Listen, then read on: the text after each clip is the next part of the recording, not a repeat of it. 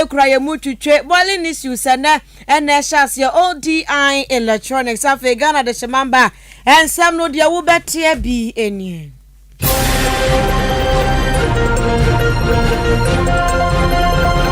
Yama wa Ghana brashebe jefie dia tu dwa ya watch na say yes ye de tax bi ba beto sanitary pad so ase odo de enya de obaji atum na agi atum chino na wo azavufro asu amu no asofo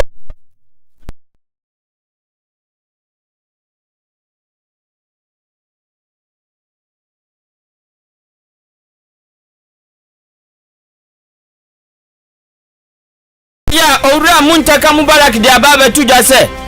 abansi planting for food and job na so ekoma atiesi nyano so ene se de ho ayedin no enya asem ketwa Samson and Sanfufro mo constitutional lawyer one also the ababa tuja ya watch the constitution Akan Kasiebo enunti declaration of asset ya kan wansem kan no ebra so se Ghana fo ene santrofo de wo ho agim na ye adwuma na anwumre ya de ani bekyere mu awo aye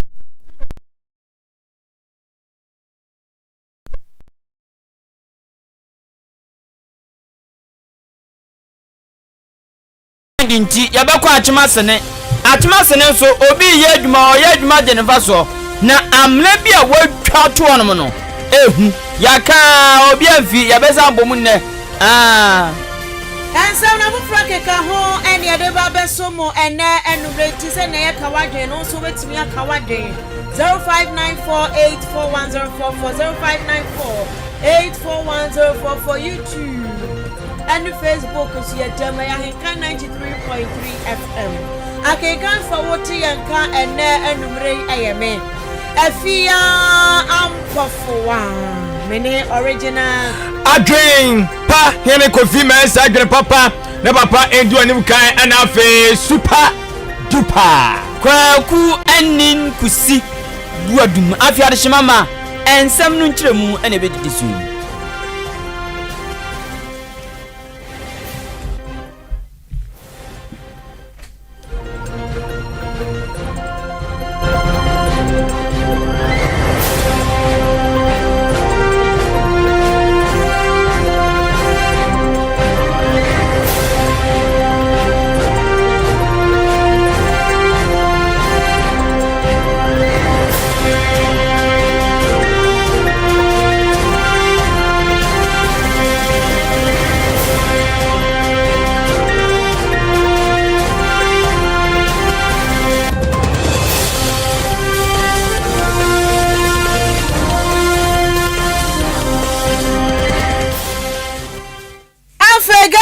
Mamba nsam ni nchirechire mu enie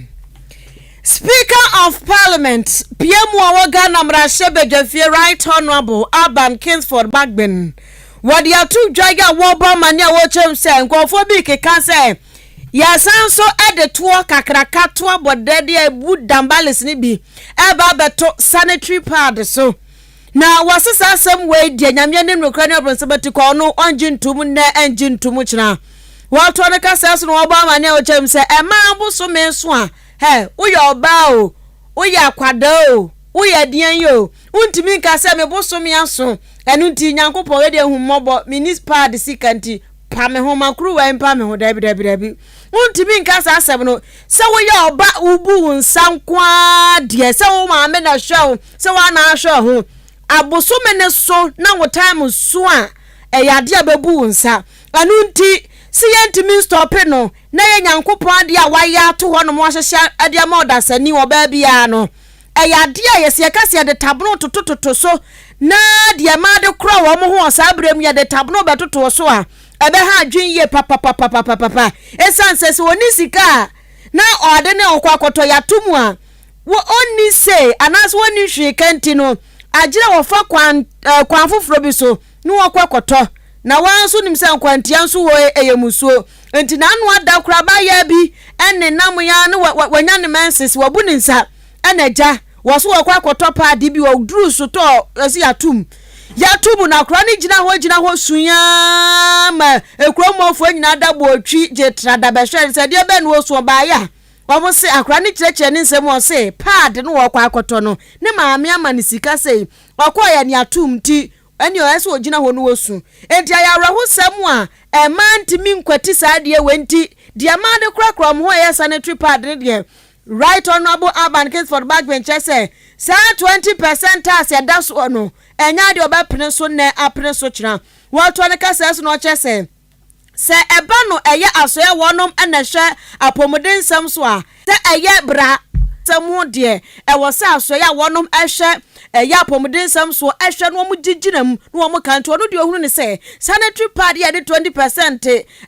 ebuo ba beto so biem no eye de be ha dwen ye wo Ghana papa titu ne maba wo asisi so enu nto no de o se nya de a opene so.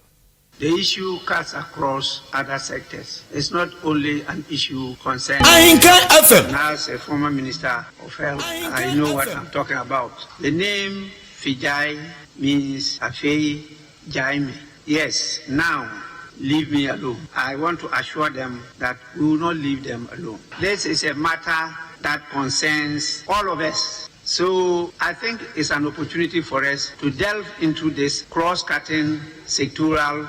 matter. It's a matter of great concern to us. No woman being used by God to keep the world going should die through that. No woman should do that. And that is one of the reasons why I say I'm against the taxation that is being imposed on sanitary pads. Because that God has just commanded them and said, look, this is what you have to go through. There's nothing else they can do. It's not something that they have to say yes or no. You have to go according to it. And that's how we all came about being born. So please, it's a very serious matter. And I think we should allow the bipartisan committee to be constituted as proposed by the leadership of the House. Ahenkan FM. Wey aye PM waga na mrashebe if you right honorable Akan Kasiebo backben. Na woto asubiamu a na wo ba mane a wo kire bisa afi. Wode na nitu famwa hwe de Ghana akoya wa ho e wo se wo hye da tworo book bi mankofo bi wo hye da wo kenkan book bi ahun se nyoma wom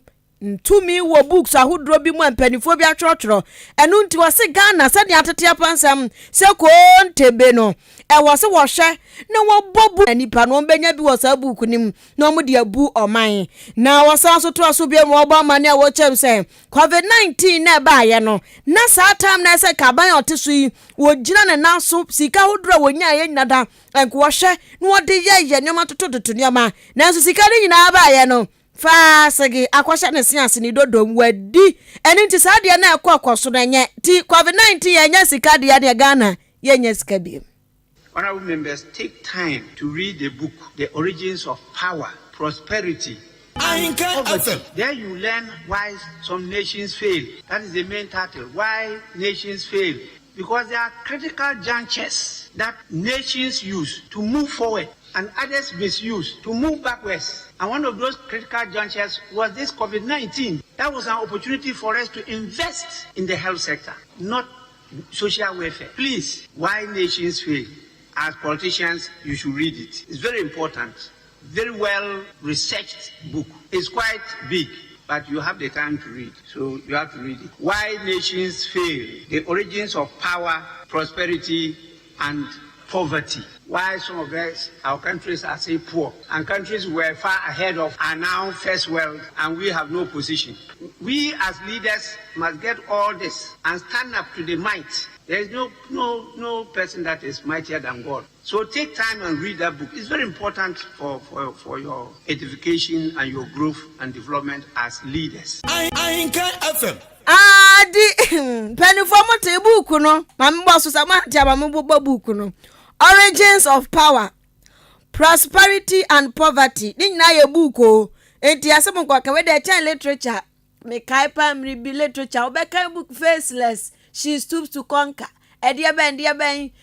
grief child. Edia bebreti. We ya suggest books ya mama se bon konkoto. Na ebema munyansa na mde abumai. Speaker of Parliament nothing in Right Honorable Akan Kasiebo backben. Na mrashabu jani dumo manfo wo Tamale Central. Ayo dumnyafo Ibrahim Mutala Muhammad. Odi atujo se jani de hunya pa. Eza se ochodi ampo yankopon bo nipa da sanino. Eduani ya so bi koma iko nka de se de nyense aka na. aduane obobo bia na afele kama anya akwa asantemantemu ni achimemu a anopatutu no ape fufuo ane katenkwa no pa bi na odi ahweso ane wanim na wonso no bosome kakra bi ntem no ahyehe se kama de porta kokko eye aduane nsa no bia ti aduane de hunya pa enu ti ane ye yosoafo a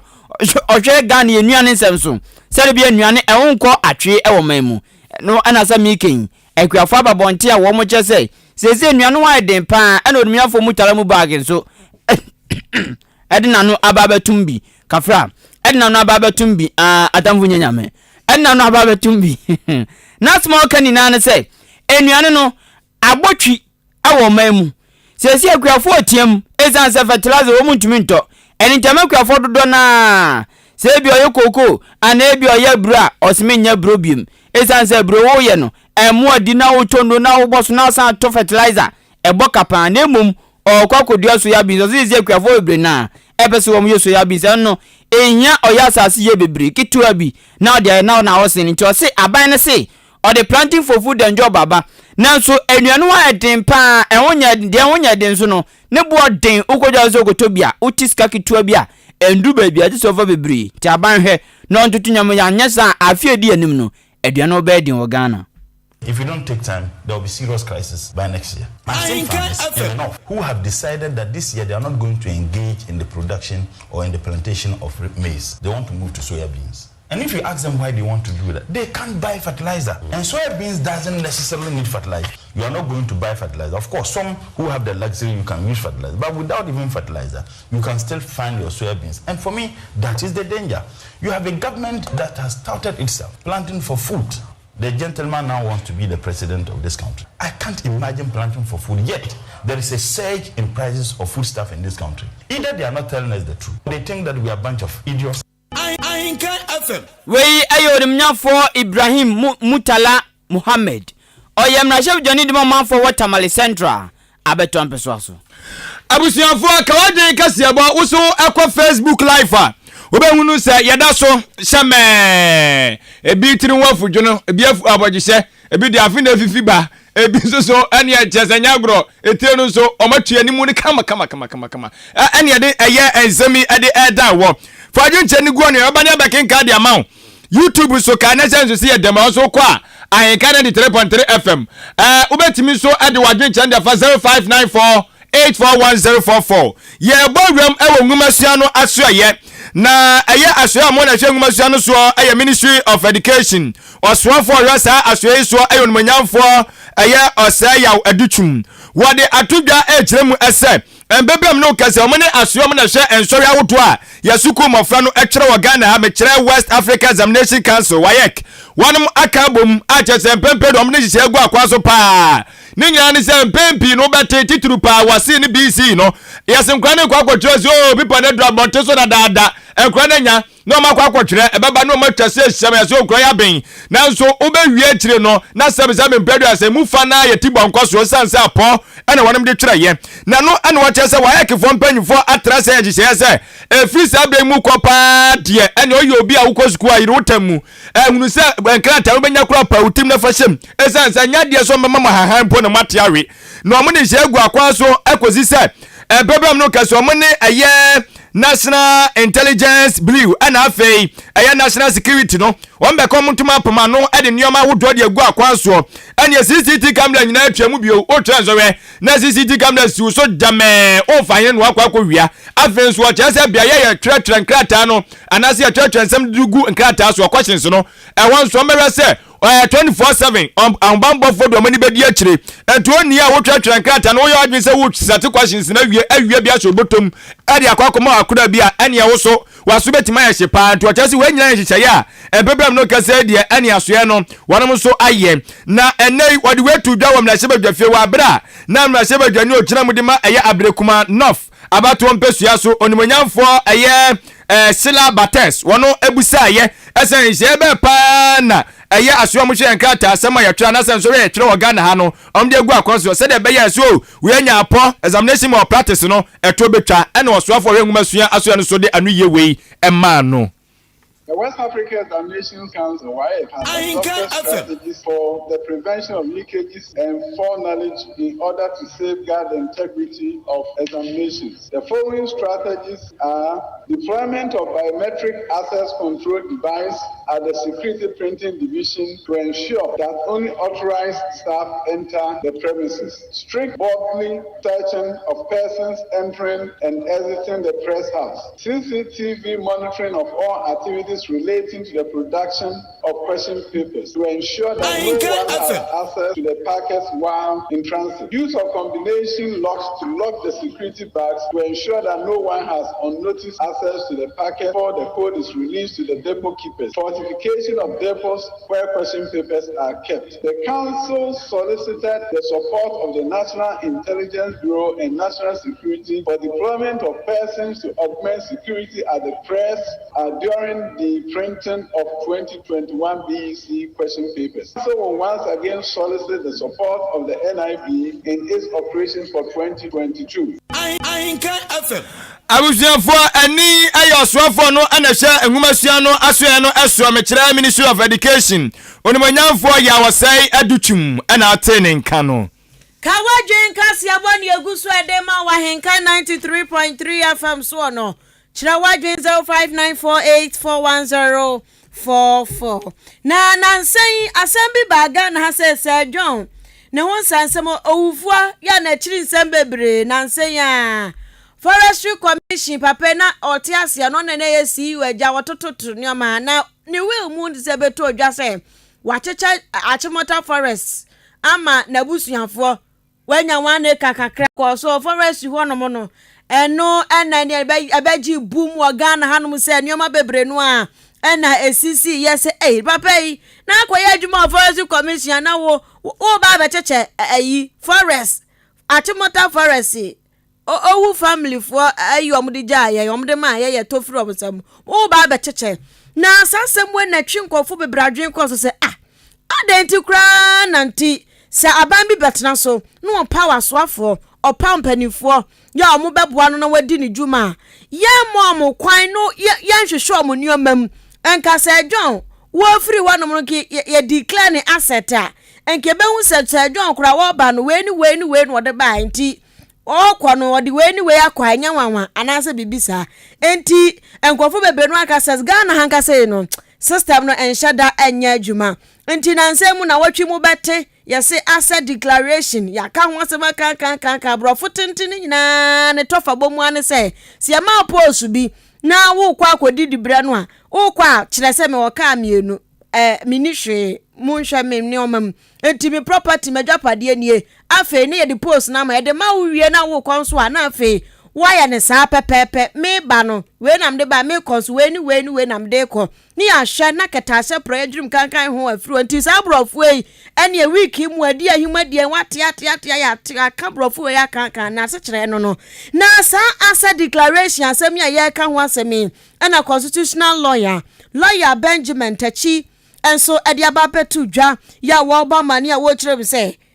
sa asa declaration ehia papa se epese etu keta se project kankan ho ase a e wo se ye hwani ehyem kina ni ade ye adwuma na Ghana ya ha okese ne se constitution ye betima atron sem bebre de ewo we be boy ma ye tu corruption se ye de yano ya kan wie ya kan wi abotre sam ye mfa nya adwuma enti so sa de na ewo constitution mo no e wo se ye de ye adwuma wo to ne ka ses no oba mane o chem se chese Ghana de ye di agro papa grow ye ni so ya sori ane ano ye de corruption se ye ko office of the special prosecutor ba be corruption o se ya no keke wanu baba o ye fe sa de no na ye de ya no keke ka no corruption no nyi anu o no se wo ko eye amanfoforo so a ukwa utim so mani abre pa so mo kuketase prayer dream kankan ho ntisa asset declaration ka ho asemi ukopia mu ewa manfoforo so a wo mo hyeda aban no betra so no opa mpanifo bi o mo hyeda the list tentente bansam trofo enkrata hudrom e kire sa so masi obenten na dwapade a wo ba ekura nini wa konso omo san publish ma obia o man mo bia hunu se asomasi na dwapade se ni na tie se de be obia adwumbe ne fa na kata se ye ka ho asem no yetimi ako enti wose president we be ba betra so Ghana ha bia no eye na sede se wohwe na ma na so afo ni mpanifo bia declare ni asset e kire se we na me wo enya se bia mia mi pem firi mi pem na me ye da bi o se eye wo hekete ya mamra ne dia ma yen se eye wo hye enya se mia me pa na me ye wo bebusa president bi se president unkofo he na declare ma asset wo se ebi ma ye ebi mu nya wo se sa de ni nya ya gronko a yen hwe ni yen jai ni yen fa sa de we nya adwuma ne de ye adwuma sika ebe koka na futuom ne nya adwuma bebre ewo ha se There's I see say option. A mandate na the woman say yes criminal sanctions. Sanctions they are in and no any point. Some have even said that access no would declare to what end because said yes because yes we fight corruption they are near Koni say they are we crowd here a man for us to crowd so we see as the declaration there. Now the complaint the idea grow. Some jurisdiction yes that publish they will be so over yeah, encourage a man for some months to ship. There's any pan will be built by being or DSC and idea we were so one year just to prepare the ground so about baby Jessica. Me at my review at the end of the first level of the crowd we have a problem. Ain't you know the woman in answer Yan Chini Panason, you know what is the motivation for it? It's a corruption, we are constitution, corruption, just a war yan penny for you trim corruption the bed Why a constitutional lawyer Benjamin Tachiti Edu na wasan so to aso bia ma chedwu medie so na san komotwetwe koso ne obroba oforia manfo entem wasan so to aso bia ma wo kire se sa declaration of asset yaka ho asebo no ano eye obia sede se wo hwe na ekoso wo se Ghana ye hye dante politics ase ye yakoka sa asem ka so media ni abam o no so wuni abam se wona akoto aba ena o ma obi ba abam enti anyina ya sede o se aduane ye di kura ya manyosem o ensuo ya no ma ya manyosem wo be ya ko hospital ya manyosem ti Ghana fo ntia manyosem ase na ya ma ya mpanifo ne nya adwuma na mpanifo ne de o nya pretumi ne de ma mo se ekrimo ono oba on peso bebo ne cham so enti eye wo timamuni na sede so bo ne cham so po wompo o bo ne cham so na wo kire de se mpanifo no wapa wo mo no president na mu na dwapade eye ahen me pesi ehunu mu o se timamufo no hwe ne ye de sa so de ne to ye so ne ye ne ye kasa mu a ebebo ma mpanifo na ye ne sa afi o se ensemtrofo so di mu tintiman pa ensemtrofo ade ba ko ye de ne sa asem ba ye nyina ebetu ade akire hu asem no ekoda ne ye ja ne ekofoforo so se ne politicians ne tie no a omo de adwin di agro anu nti enka president ye so ani in ya wo power ne mpanifo a na kia start ensemtrofo busa why na declare ne asset asumasi we declare won declare yakone ko declare enti kan samtwofo nyina no ye kro nanka ye pa mpanifo wie nyina ye kase ye tu ya no aguam so bia declare ne asset anka be ye adwuma nanso Ghana ha system no nya adwuma de wo be ko na radio station A what MPP need ya radio station B NDC need ya ti wono no de opese wo kan wo be kan se pan se mpanifo ye be mo ayo madwuma dabi se stations na adoso na politics nko na bebre ede yo enu nti na sa nwoma wanyina nkoso nti wo se ensemtrofo ene timamufo ye ma mpanifo ya adwen enye adwuma on the manual some no share them mura yemuyi for politicians because these are the people who take decisions that direct to destiny amanyo some no na e fa wo ho ye obi so wo yare na be ko hospital na be nya yare ha e amanyo some yenya mamufuo no ama ese ye di di akiri so aban na de okura power na de ono no de ono ni interest no so obenya the freedom no obi kura anka na ma asem no ye ne ope ba me ne wo na eja media fo mo na ese mo ma touchlight that so consistently any pan ba ya wouldn't the constitution now as as we declare it yes so mu ina na question that so ebisa sen ni yesirealize ni percent na aye any percent na declare but yen wo te kwada de ni pana ono no wa aban mu no kura power ono no de den ono mum na say yen force against ono mum no benya motivation enti yen ya so di media mu na modika Ahenkan FM Way a constitutional lawyer Benjamin Tachi Tiedu ye ko asene man so across district mansiri ni mu Ewisa East Electoral Area Mensina na se de ye wo mto aba ba ko e wa Chimawi asene na ene se ogo sa bia ye na contractor bi e ye dwuma on ye nima de kom de sa bia ne be ye so basic school dan so basic filling station se gas filling station obi nima de kom ba be o potin na edakwa ho pe wo ye se wo ko ba tebi on sani fa so aso dan kase bi so no sa bia no ntimo amota fa kwa no so no e ho no masem na making na e ho na light for bi so no ma contractor na dwuma na o ye nti ama amena kase bi aba eben kwane pa enti se bia yo ho bi na o de shine nam kwano so na ya fom so kituo bi a ebetumi atwom agowram se bia kwada bia agro na ni so etwam ya soma no odi agro mi frase ne asene mi frase ne asene na dem no so no dem songon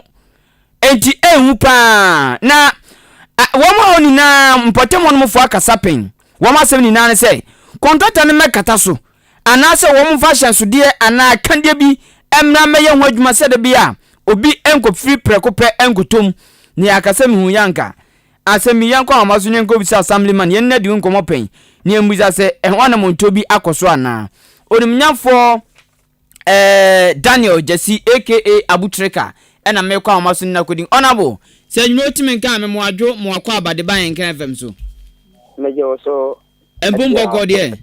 oh nyankopon da ma bibia boko mo ye de Yesu ase ebeye na wochu kakra ni ne udi nkomo fa saa bia ye Amekan wasem contractor ye adwuma ye nima dwuma kro wo mba beye ama amna abeto kwan ho a ehu pa na ye ka kiro ma o ye se wo ba kohwe onabo onya hwe eno no eye edada ana wo twa ma bibia siansa na moto na mo yo minia meda wase na matia Ahenkan FM etiefo nyina ene akafo a etio wo abefo katafidie so ene ntintankasi so dedika no ne fi se be ye America kari na mo ni di sa amna no nkomo na ehwa na motuo die etu bi pa ama ya bowura mu wa himfi nyina na de o ni se adwuma na da ho no sebe anya adwuma ketwa suwa nkasa na de we a eho environment na etie no eho se contractor no ecc ho anse na adwuma se obaba ye ho no watimi aye enunti ya boda wura kire obi bia se empedu na contractor ne maaye no ye be hire etie for ye manfo sebe ye kan obi pele dwuma nanso na wo se timamufo no nso no ye bo mo ho ban e de be ya enkofa asore nkyem bia nya de emma ne senti ye twa na mo ne contractor na kasa akire yen se obeba be dwuma no na se de ye ho no tie no wontimi nkatam na no so wa bra sebe covid ni ade se wo de to efom ma insu no timi fam no wonye ye enunti no yenkoso ane ye manfo nkasa se de be ya ebritiawe no mba be ye sa adwuma die na o makasa so ma enipa ho ato mo enunti ho na moto de ye tupa na contractor nso nti sabi onipa na oye adwuma kofa contractor no onso wale anka autopret onim se na umo aduto ma adenti no ma contractor na be kurikura be tu amna to ni oje on mo ko ka kire omanfo no timemfo ne se kosise ono be ba no wo mo modewro na omanfo no nya ahwe na se empo owo bi twema so owo no nso ono so nya hwe asem wo kote wan fa ade ni se binia adwuma no de wi na omo ye no de ni mi se de mo speed up no enima be wie paya ma o matini ayi di bia ma sebe hofo no so ho ato mo nanso obi nim de asinki a adwuma no sebe tafake atwentwan na afi nanso sebe de be kan se ye be sere ye monitor ye gusu monitor enna nanum kwa di hu nkomo na mmom na birepam no ye ni contractor ne kasa na se ekoya so brache o mpene o mama ye adwuma no dia na ne kwampa bia na nanum ne o mani nyina ye be fa so ye be tinya ye ma asundie aba ho no na ya fa so ne ya efise kesia no yentimi mfa nye wu ma ho nim e basa insu ne ba ni nyina ba ba bloko na insu ne to ne yi a be spread ho nyina onambu mimbisa we me pacho ho no madande no moye ho juma potin die no kokran nyankopon anim ni say ye filling station say ye gas filling station say ye die ntimi nkire na mimbisa we so hwan adwuma hwan na akofa contractor man ye say adwuma no ho no obi na obeto asase ne free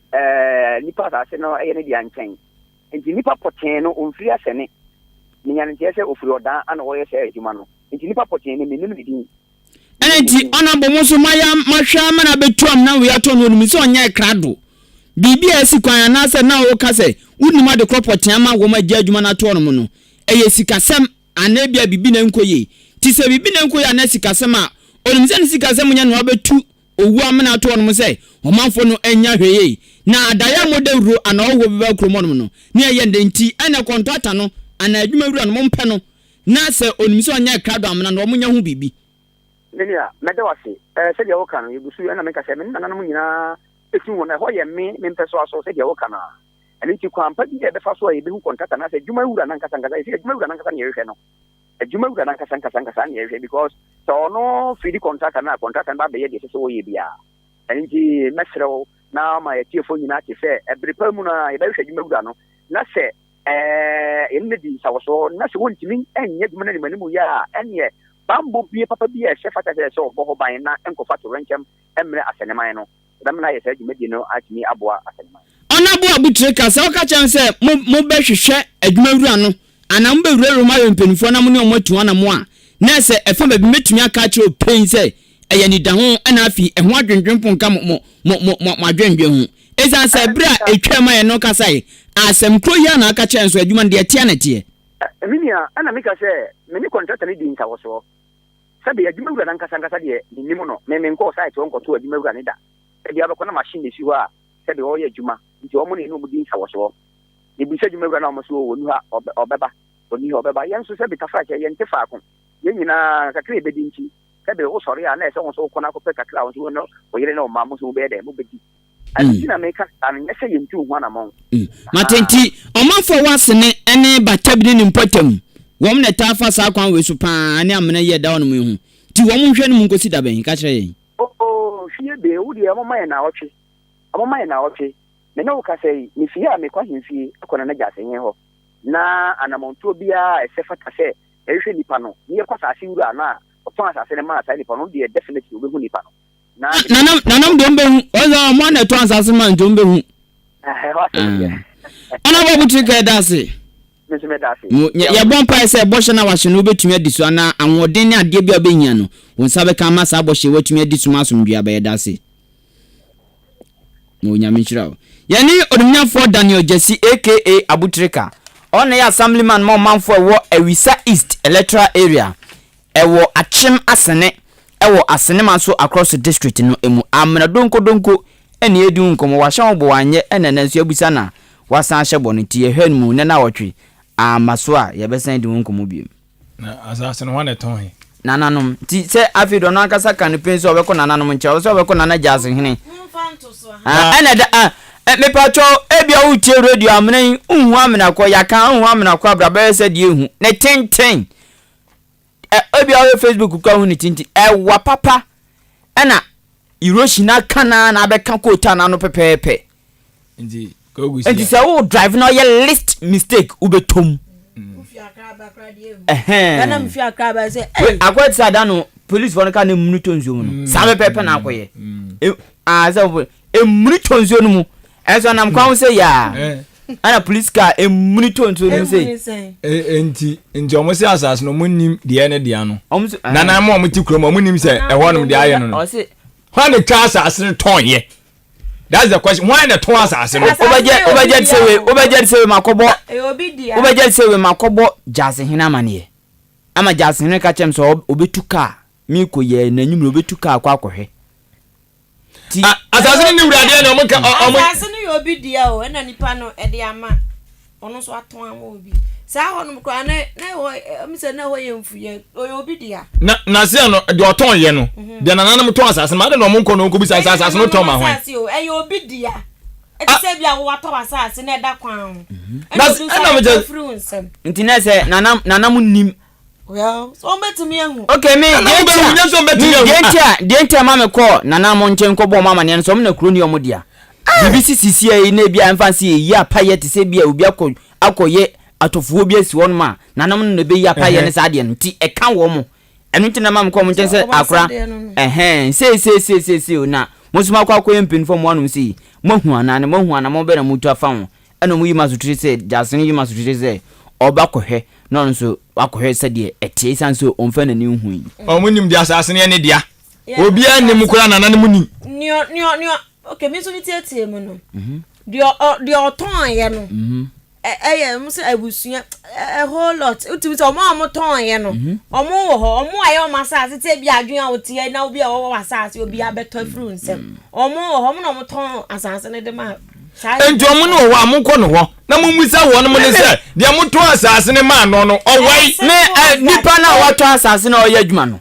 And I know I am he. Oh, sick. Onya ready so be adwuma na tonse funu adentina betwam na toko contractor no so we what be that adwuma no ye no me nhada hunu ohun na hunu ti kono tutu twam na bebre ebi ade obeye no so ebi ade obeye gas o se hwan ebi ono so de contract na ma se gye ebi ono so kra ni ha ti wo contractor no so tutu wani na etu ahe ti wo hu sa de da kwa ho pe o ufri ni say e kire ho ba tabi ba na hu ade we are less mistake ubetom titu ni taxi drivers na bia obi agina wo gina fa no udi agro na akomo a obetom tu contractor nti wa hu tu nim say ade na da ho no mo dem ka mo fa bibi kra nje ban o ti asema sami man saka o se contractor ne say o sro mo mo koso mo dewuru na mo mfo no nya hwi wa si Daniel va mo dewuru omungo sumo de roma ana me bisa nti se owo bi ba sene na se onima ti obeden se ya ba omanfo de kasaba onamfo nam ne kuko wa ya de eso ene so eda ye hwena ana awo ba kuma awo amaba no se asema do ni ntimo amu ni mu wa bu da one more time ubeden hu se oho bi aba contractor na asem na wo kan se bi se mpedi ase nsi Zemunu na aka cheche ya engwazo amoda wuro na manfo ni nya hweye so mo antene de omungotomu omo ntene omungotomu mesi we ya tia ya kan sei udem obi nkotom sisi na obi nkopra ubehu nkrofo be sorry enya fine we ya dia na wa ya na eho ati amakwa no cry time amakwa no cry time sam ene nsu abetem tetan tan bola nso wonche wono mo o seye apa yeni be shem kina sisi ameka sa eze hunya obi gotom so afia bayifo na ehu amane Ghana ne de ba sha bonsam ye betia mo bi akoto ya kwa sha bonsam team contractor no Abu Trigger last 2 weeks their friend the same story so no kind kwa na story Abu we tricky so trika trika usisi yo ba trika yo because I do ehu ma trika bibesi ansan abusiafo yetoa aya Kasiebo no sinemo ma yankwa Bimpoma Plaza Hotel homra B Plaza no na mo ma bepia mu adan ne patem nyina mama kwa ba kwantufo mabre nemo mu pensu dokodoko de agu minim na wape ba bia tra dodo abogisem kama pa de Bimpoma Plaza Hotel ho ene nyina yakwa akwaje ahome se wo bepia mu anu de ye hanum celebrity sa wodom ba anu nyina pafafo na fra wonom sa akwade ne enyumtofo na kan family mo akwa ba kuyukura ye veni sembo de obo yi open nyum bebrebe afia Sharif ono say odi asembeba ntu fura no kran so ono so bedi adanse de amaw omo nyina ye Bimpoma Plaza Hotel na mo kwagyeje wo mo ho na ehwo ne mo ba aduane a open de ma wudie yetimi kura mo akonya so wankasa wura kitchen ho aduane a opa bia no anadi senso ba na ntimi no a ye ne ye be no ne se de opepepepe enso ede amaw na wa ho bambo nsam so de ye hia samti ye bo ho ban damu ni nyina kosi se obefiri ye na tena ye ho empo firi atena wo nyane se bompa edu achi goduru fi asomdwe mu ne nyina no eye Bimpoma Plaza Hotel na oba nso a bia ye adu bewura na se ne adu bewura mu se kwagyeje wa ho me no wa wura de no anka wutirimu pe wan hwa wumpie biem ai na Bimpoma Plaza Hotel chi kwan no anya yira kwan eye achim odan enkwantanum odi wani akiremu ewo MTTD kwantempo no eso the Church of Pentecost asafo no ye ne no ana edi animhwe ewo odan kwantanum ani die no obuo kwa so fra ne yemo nkomo ewo 0249 855 396 0249 855 396 and 0243 118 500 0243 118 500 Bimpoma Plaza Hotel ko na kwaje wa home na wankasa ko enjoy environment no kama K Asanso Limited eton swinging wheel office chairs, quality wooden chairs, authentic bookshelves, ikorekope bid egu office. O transfer feel comfortable pa. Mfa ho ne umudro. O gina ye o ti ye. na chira kwani se kwadabraka Iran clinic kwani so Kaneshi Flamingo Road Honsu Behuno Free number imami 0244 568014 0244 568014 and 0243 127668 0243 127668 K Asan Limited, home of quality office chairs and bookshelves. ODI Electronics ya toade na yanso nyoma ya tono yenimdia ye ntie boni papa enu ntine ya mo amje breche kase dedew e wa Ahenkan FM no de bia ye kanfo ODI Electronics ene nuanom enna de ma na ODI no se ebia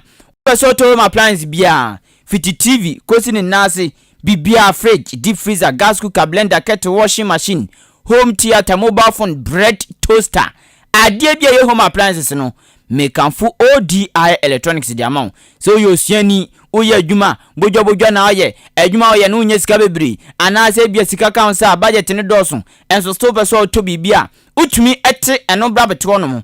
tie bia sika benye bia no ate bia ba beto no jan ketenketen wanim na onso no atue na de open di amount is allowed ewo ODI Electronics oto ya dia wakoma to yem esanse ye papa onkonsa me complaini yama obri bebre mfom so ba hwane asesa no de amount Ghana fana bebi ahye bia place order yankase ye de bebre achima boabo yani Ahenkan FM ene order nkrumu free 0550 900600 0550 900600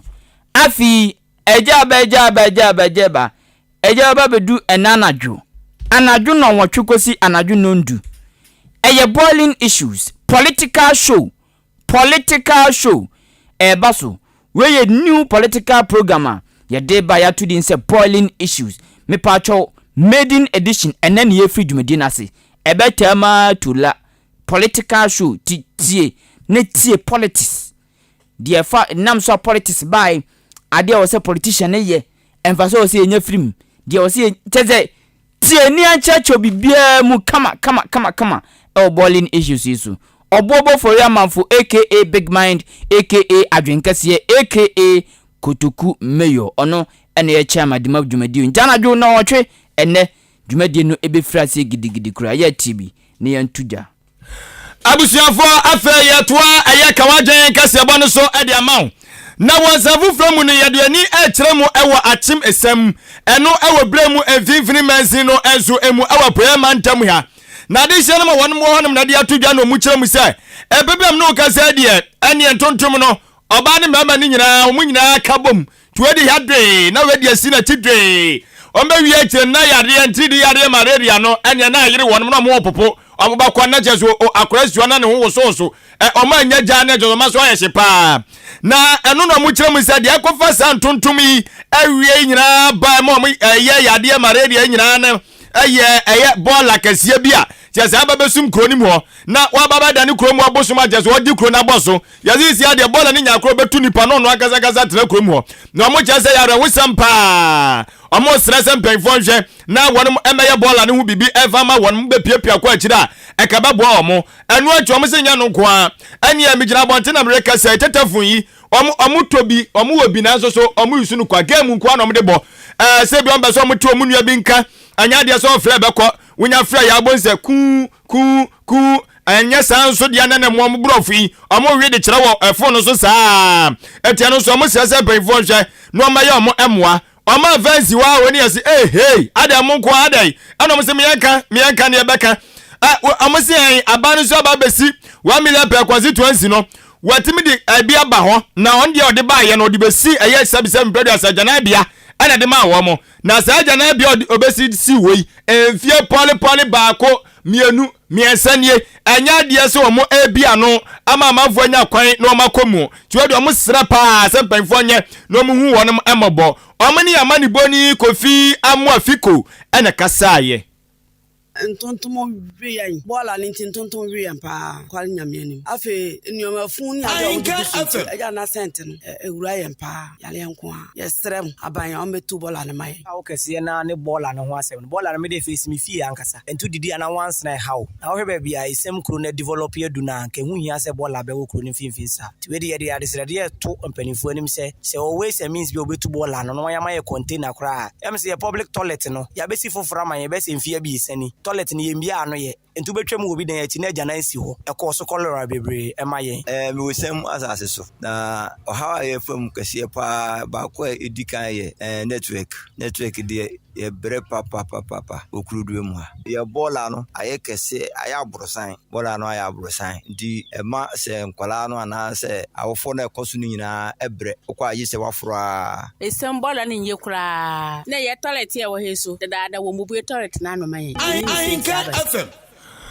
abusuafo ane awoti ye yade hia mo eye achim esem eno ewo bremu finfini masini mu apuema ntam ya na ate se wamdo mani hia asem enso de to ya mani boni kofi amu afiko animo na ansiwonu ma onyene awono nso ahwe kroi aso eye nana sachi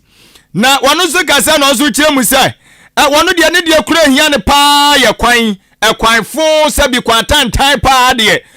eno enada eye atimesemu no wose Ghana ababia abefa bia ne kwa na afon na waka bompanyufo betira boma betira fichu omu vi no enduade dia wosere pa ebaifo omadaroma omunya hu bibi ma no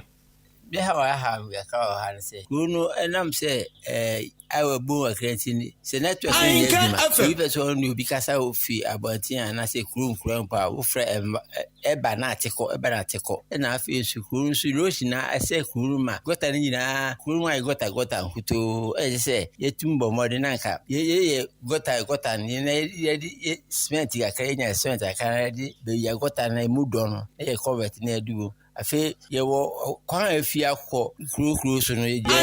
apeku ne jaha ene kwasakwa no kwanu nyina asai obo ya ntumu nko obo ya ne tumu ko so disi kwanu asai ti obo ya kwanu ntumu faso nti se ye kwanu na ka kwanu koto apreku ne kakake ne jaha maye so ye tumu nye ese ma yankuku yete oku obo ya ne twemaye ade amese ne se akwa akre fia ko se ankuru ase ne ko ho no be se 3 miles na 2.5 miles na anka bia wonyi ga kan tumaya na aboya ntumfa so nko fa yeguku yefumudi ne fa mre yen Ahenkan FM adisima mania etwagu wo wasumai wono ana waye wahene ewo eye achim esem nana sachi ana wote ne nka no na ne kurakura mu no de ohwe kuro ni so weye kurowura kurowura na nana sachi no ana de ono hwe kuro ni so ewo aban edimo no mekire eye assembly woman eye onimonyamfo Christiana Nyameche wono nso edito yamani bo animu se yamani bo ni fa we ko na kwa ade ko nka kire omo se aban wogusu ade no ma egu akwazo wate ni nyina asem ni nyina no omka kire me pa na msom de akọ makoka ni nyina de akire omo no oguso enche aban beba be di ni bo hye so ade amame manfo your network some enye kra enti ya na wotwe mienu ni na ban soma ne nkrofo se wo mra na o mesi po mai nti oba na na nche me na tumpanyefo mai koi kohwe site no nyame ncha de o magye atum nti wo hye ye mbo se nyame yadoma by 2 weeks time obeba enti mpaiba na ebo se wo beba abesi amaye efise dumi bi na akwa bia taxi driver si girejina beko na boys ni gina aguo de nti network nti esre se na wode anije aba no wo mfamra asa Ahenkan FM abusuafo ene awuti yeyi eye assembly woman edima esem electoral area onimanyafo eye Christiana Nyameche ana wote ne nka no na toilet no mu fanto so no yanke fa ya ne to so bring am now ya ne ganti afidan we nya se omu ni bio yes am o makase bebia no se esem fo mu nkoso enkoye mu hu ye eno pe na aka o na ade no ohun se omo wie ya chew ache ya painti ama na hohoro omo se 3 years ni omo se 3 years ni baby ana na ekwa na eri aprade mbo aprade the same year plan and the siwo omo wie say ya nationwide ama wi de na bo hu say ya bata before the si ho aguna so do for the si ho ba bia ayi jadam ya nso ba kusi ho tina asema me kan say yesi awie akase be bia no se munkum ade na yesi yesi won mu 2 years 3 years na munkom nkojam na we kwa de won so mfu ye munkom nkojam na enye ya esika munkom nkojam na gu abonte na ade yade saba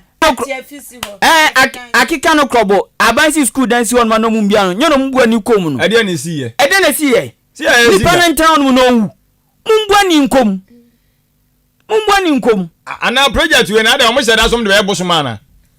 am say bosom project eska aban the contractors ne ka nationwide we 1 million per constituency ni bia na wode ne ka ade no wasi awie enti se wantwa o mo nkom ana ade no so pro and this year answer ni answer judgment debt mbwa sa no beso mka kire ana asamba kure ni wa wie project maye nkom aseda me ma munkum commissioner na no mu commissioner mu gidie ni wom tepse nipa no ye ni amfa disi kama no ombe ba ko be commission asembeni ti contractor for na bi o matutu abana ye maban ena wasi ade am no nchoka me do wasi awie de me de komo na so wasi awie o mana se makoso akoko just mazaza so ebi na ayi na na ti da bi oti omo pa che so mo hwa madan na se kwa cause on the painting po wa ena apa no ti munkom politank nya na sisu enya mo anti no mbesi we na ayi ewefo ayi ahini obeka kire o se ni be pija wo dan na me fama saso so me dia be pija wo dan na me fama saso na nu ye nu so den ye be yi na no se we na hawa kokosi wa de edi ayi fo no mo hwe na se hamwa mungo bie na munkom ade munkom na ba da ho ama krama kanipa kabiem na toilet si won na mo fo ejom na omonten na ayumtuo edokro mu pia wo mu na sanitation ni kenzu kra hospital papa bia ni onu mu ayasa be papa bia ni kro nu me ba mu kro mo baby me ba obesra mu de ya na me ka me kwa mekoso da mo chimi am de be na mu de ayeme obi antumi nyo hwe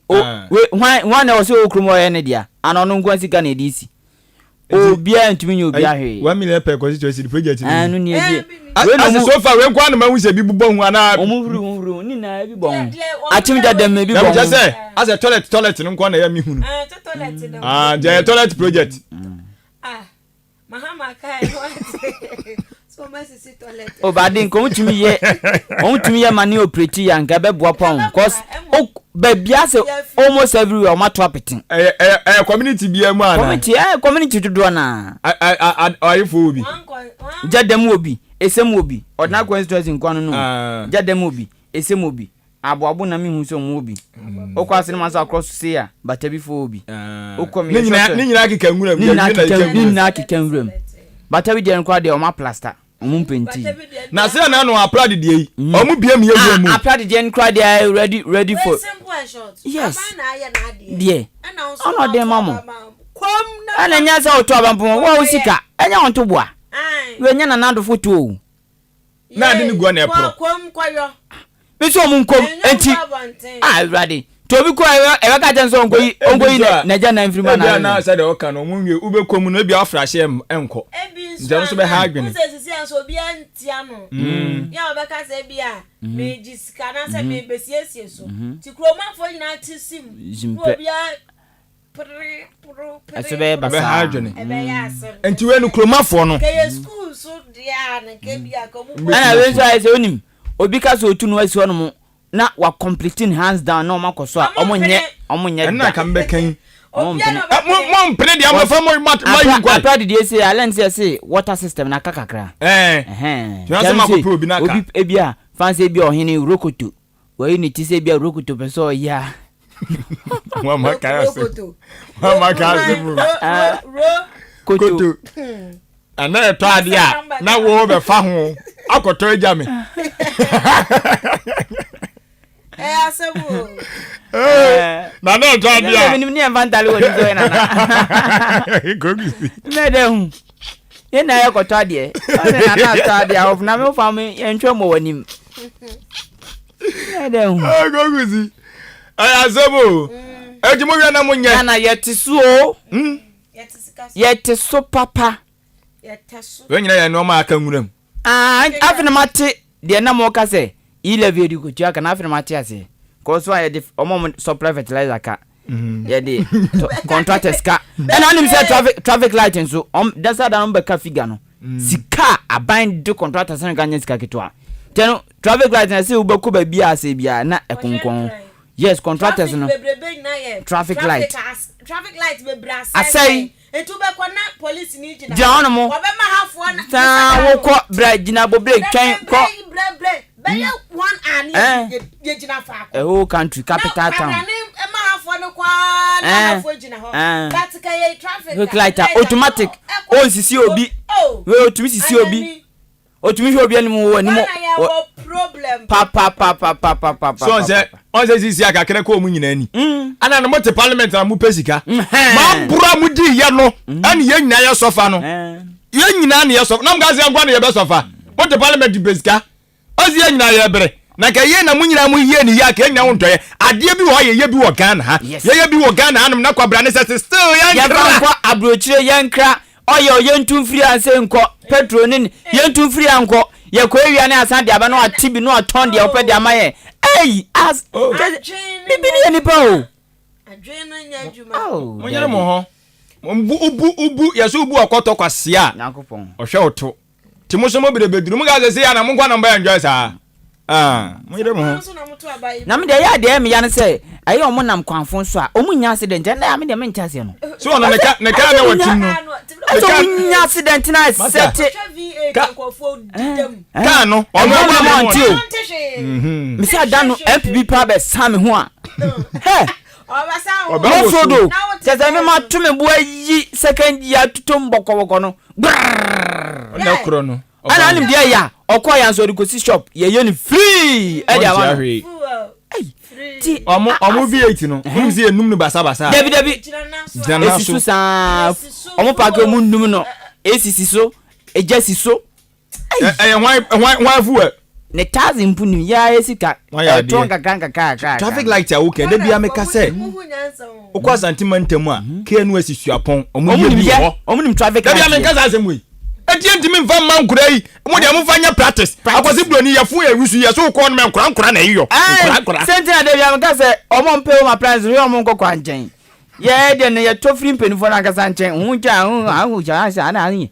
ye to free kwada de practicals no mo de yo ntu dia grobe to funfun enkomo na ede na me say ayi a wa ye no as a yes as a referee changes Timom ebusia kawaje yamba course mumo me pa cho problem na one omongaza 0201944485 me dem voice ni di Benjamin Gaza 0201944485 eye kawaje problem be kawaje ena 0554820910 akim hwe obi fra na opeke 0201944485 ena 0554820910 ye twen ko no na ye obi aba allo majo din baby Gaza free ye bo asawa kikebi kekebi kawadwe kase bosu ni ye tie ni American say ye fero for no na do so ada on sorry na onayo ya federa hani on se no nyene ma na pad so anu so omo de yi to ada o pesi so amo pad ne se da so da do da so da ani odi o mani so mo de ni almost on so kan on so mba no mo te skaka se ayi di mu so the gani mu di sa se free honestly tuale di zamani ma ko to bibia skaka se mu chara so kan no mani mo ya de yati yada se ye bo asamo de no enti wo so bra ben na e bo twe wo ho nem no anti wo so betimi aba se ya baka messages no anti ya kan na we ade aba senior Wilson di Freemanson ode aba say economy no too bad slow nyoma slogan na nkọ na nim kranti aban enhwenya bibi mfa hello bajo odi ma ya kasa free Nana srebo achimati anse. Nana srebo na achi asefo anwo ye. Obi ahoye. Yo kawaje kase boni ye yanko. What dey e dia ko so mo pass. Omo nko. Na first kala mo sa ko so mo pass no. Omo yare ni edu be come no. Hey abetere. No kwado ha mo mi enka no kore no. By kafra me enka no kore no. Memodia why gambe. Na bo. Yeah, say. Hello, my dear, you may get free. Dr. Jempa, yeah. Na poma. Elaja no. Nyame adum. Odi ni ya dan. Bishop Manso. Bishop Manso. Manso ya kwai. Oben pati sibo kutokia. Ya jenesu o akora. Ya da na asiam. Abe kaje yisi bibo se omunya oja kan ame ajuma waje. Yisi before yeah. One year that we did my board down a boom. Oh, did you mean some span or could be that? Yeah, your baby's an ave. Why? Yati. As a moment, a American Martin is that could not boom. Yati. Hello, my dear, you may get free. Me too, so I want you to cheat. Come on, Jenny. Ghana for the phone, dear. Mama said, open your typical way from our body. No, no, England, Matu, Yati. I'm boy, it is kind of a custom within the obey no. Omuka say, the obey be an Hawkatel and moon. Then we can 5 good pen or people. Yati, Yada say, yeah, intimate for faithful baby. I message in no crampo. Bunch and radio about my we say loud and clear. Big shout out. Mr. Agbojan, aka Enyebete. Osina busuanfo nyina ochiechi oba fe speedy recovery nkomo no ano lenda achim batabia mfansia na yenko. Yeko na nimsisi ochia Prophet Elisha Bediako. Osi ochia ne pa. Ye producer nyumre yi aye kwabena Akin. Achim asubuade hye ba